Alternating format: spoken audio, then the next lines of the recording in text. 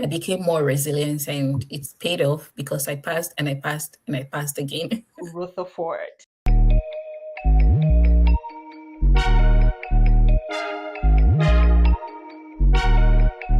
The things that really helped me was, which could potentially be the hardest part for me, was deciding that this is what I want to do. Mm, Because initially I was not totally made up while I was coming into the country. My mind was not made up to say that I was going to do the licensing. But okay. coming into the country and see how the system is structured, the healthcare system, someone would jokingly say that it's like a cult. You have to belong or you can't get in. So you have to find a way to Mm, get in. And I would also say that it's based on the fact that so many professions are very specialized here mhm. in this country, unlike back home where one person can be in different kind of I specialization. know, right? Really good. You're not doing a bad job. But here you need to have something to say that you do have it. You need to Okay. be able to maybe show a certification or something like that. So despite my experience from back home, getting here and trying to get into healthcare sector, practicing, of course, I know I can practice as a pharmacist in the without a license, but there are other aspects of healthcare that's that I would that I could have been able to do, but not having the license, I think, kind of placed the limitation on how wide I can cast my net, Mm, because I can't essentially say I'm a pharmacist in this country even because I don't have the license, even though I have all the knowledge and education that I yeah, have very from true. own experience. So Mm, I figured it was a limitation for me. So making up my mind to say, oh, I would go through this, and I've previously heard that is a very difficult process to go through. So for me, making up my mind to say I'll do it was the hardest. But once I got on it, I got support from my husband. I mm, had my young daughter at the time. I think she was pretty much less than 2 years old. That I mm, also had to be responsible for as a mother. yeah. And but this my path was guided, and I was able to connect with friends, colleagues from at home who had gone through the process, Mhm, and they recommended what could be helpful for me. For example, studying in a group settings, mm, because the way the exam test you is quite different from how we are tested from back home. For mhm. example, from back home, you'll be tested. Most of our exams are essay based, so you're able to write and express yourself as much as you are to show that you have the knowledge. Yes. You Yeah. are able to demonstrate your knowledge of the subject matter. But because most of these exams are multiple choice questions, so you have to be really sure and narrow down on your knowledge and be specific to whatever concept is being tested. So, yeah, that being said, I studied in a group. I also paid for some tutorials that Mm, established tutorials which are not cheap. I've not even talked about the cost implications of these exams. Most mm, of them are close to $1,000. I mean, to register for the exams, wow. and that is aside the also paying for the tutorials from established organizations or Mm, companies that have put together a body of knowledge for what is expected of you, and all of that. So studying in a group, enrolling in tutorials, and having the emotional and social support around me, I had to do less at home than I would normally do because mm, I had to be studying. So, yes. yeah, what that entails is that essentially I was studying for at least 4 to 6 hours every day. Mm, And yeah, every day. And that includes studying in a group, that includes attending tutorial, and I was working full time. Yeah, I was working wow. full time, yeah, at the time as well. So it was a lot. That was all of the life that I had. Mm, There are times to be honest, I never felt like giving up because I didn't have any reason to. Maybe if I had failed one of the exams, I would have felt this is a sign for yeah. me. I So should quitting give up. wasn't an option. It wasn't there at all. No, not No for room for me. Not that. for me because I was progressing smoothly. Yeah. But like I made example I made an example of someone who said they are just not going to do. Some people willingly quit, and some people quit by compulsion because they've exhausted their options and all of that, and they explore some other opportunities that they think would work well for them as well. So yeah, it was hard, but I was able to navigate that by committing everything I had to it. I made up my mind that this is what I want to do. I exposed myself to as much learning as possible. I studied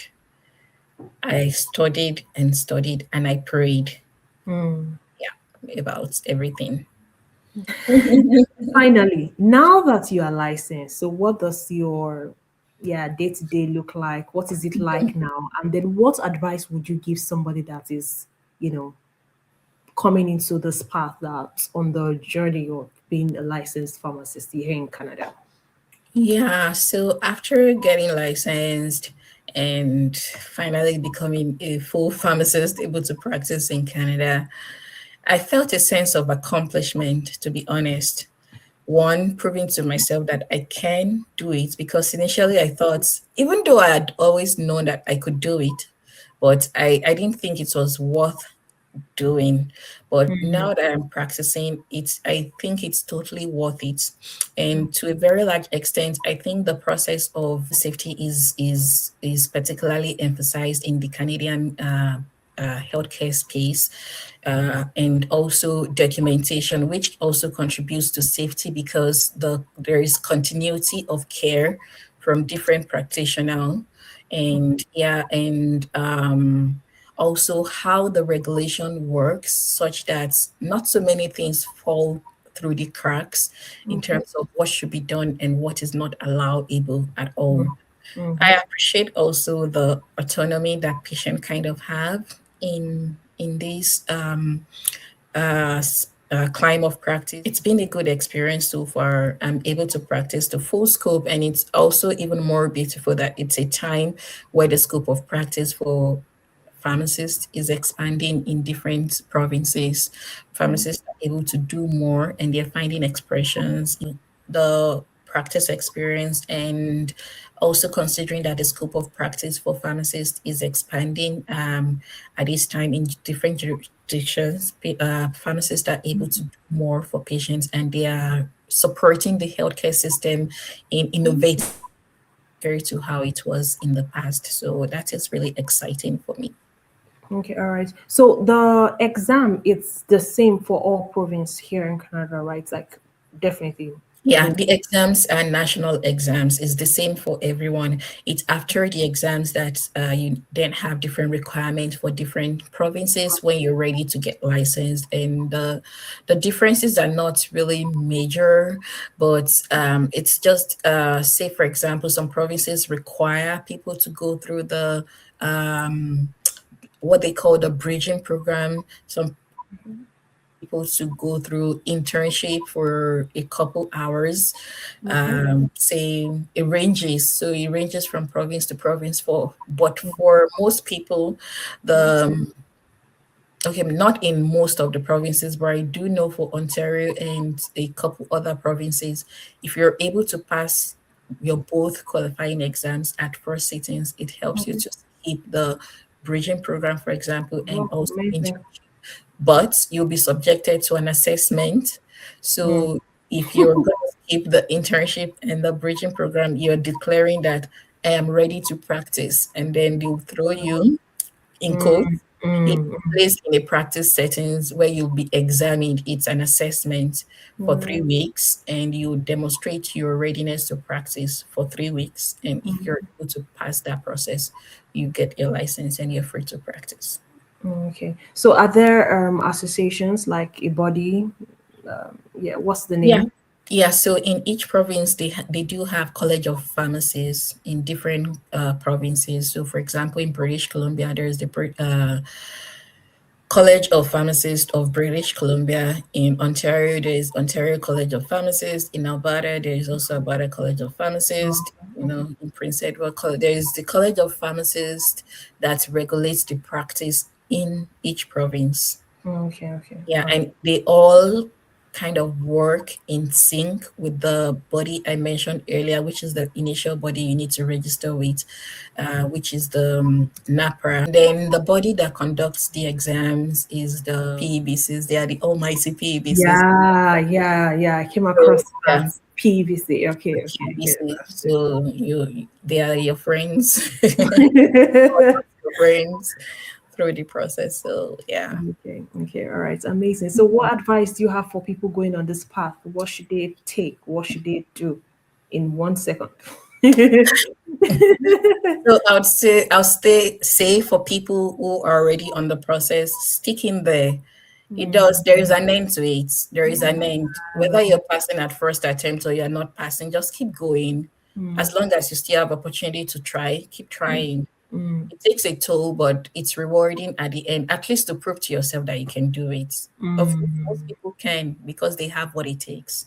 Okay, amazing. Thank you so much. Like this has really been insightful. A whole lot of information. I'm sure. I know. Yeah, like this is really helpful. Thank you so Yeah. much. So before we round off, this is new. Yeah, on the show. This is new. It's called the Okay. Rutherfohrd Reveal.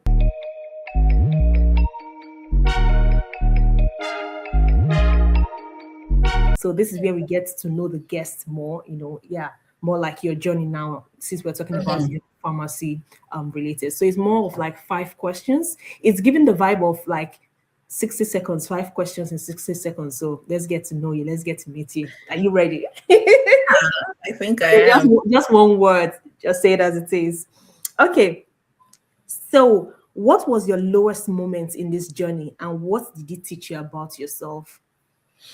When the day I wrote the evaluation exam, I practically cried from exam center to my home because I felt drained.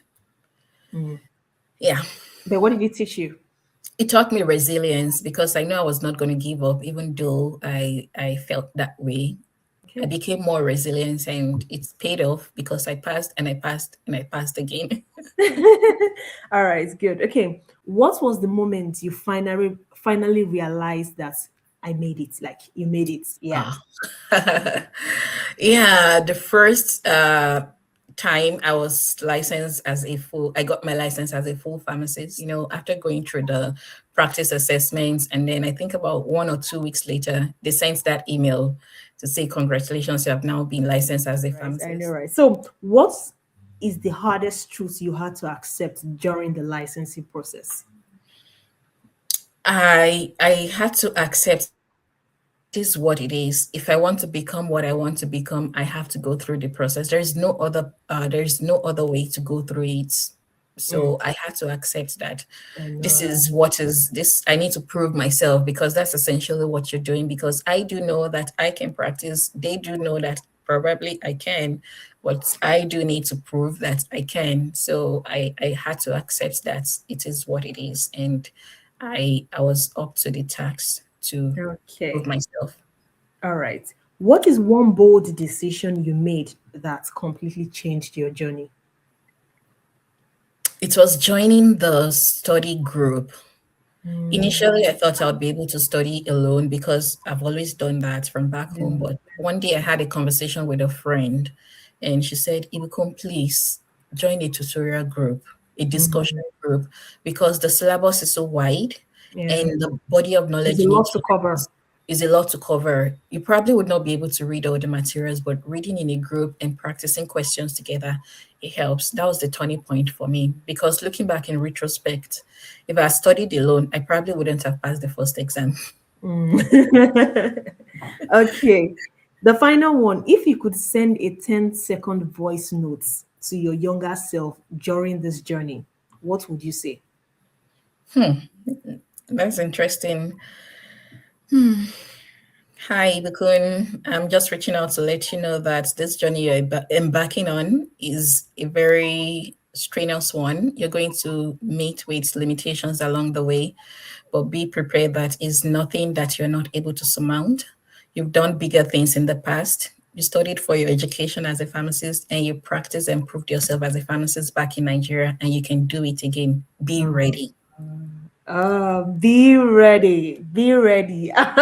Amazing. Thank you so much. You really did well. Yeah. Okay, that's all we have today on, becoming a licensed pharmacist here in Canada. We have all listened to Ibukun's story. She has told us about the exams, the journey, the process, and all its intake entails. So just take your time to listen to it. Share this video to as many people that you know would be interested that this is for them. And please, most importantly, like, comment, subscribe to my channel, okay? Many more of these to come. Till I come your way again next time, stay confident. I love you.